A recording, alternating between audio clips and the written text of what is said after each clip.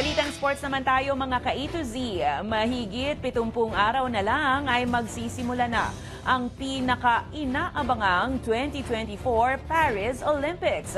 Sa isang magarbong seremonya, nakarating na sa France ang Olympic flame na siyang magiging tanglaw sa Olympic Stadium sa opening sa Hulyo. May balitang A to Z si H. Cruz.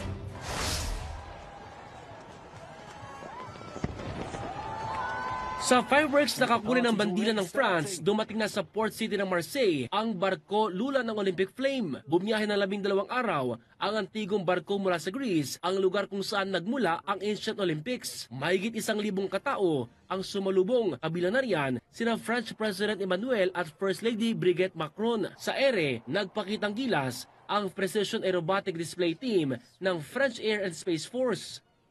Isa sa highlights ng arrival ceremony ay ang unang torchbearer sa kalupaan ng France, ang 4-time Olympic swimming medalist na si Florent Manadou. Ang French rapper na si Jules ang nabigyan ng karangalan na magsindi ng arrival cauldron na sinalubong ng palakpakan at mas marami pang fireworks. Arangkada mula rito sa Marseille ang pinakamahabang torch relay sa kasaysayan ng Olympics. Maglilipat kamay ang Olympic flames sa 10,000 torchbearers sa higit 4 na bayan sa France sa loob ng 10 linggo hanggang sa makarating sa Paris. Kabilang sa mga events na nalahukan ng mga atleta Pilipino ay ang athletics, gymnastics, weightlifting, boxing, rowing at fencing. Para sa Balitang A to Z, Ace Cruz.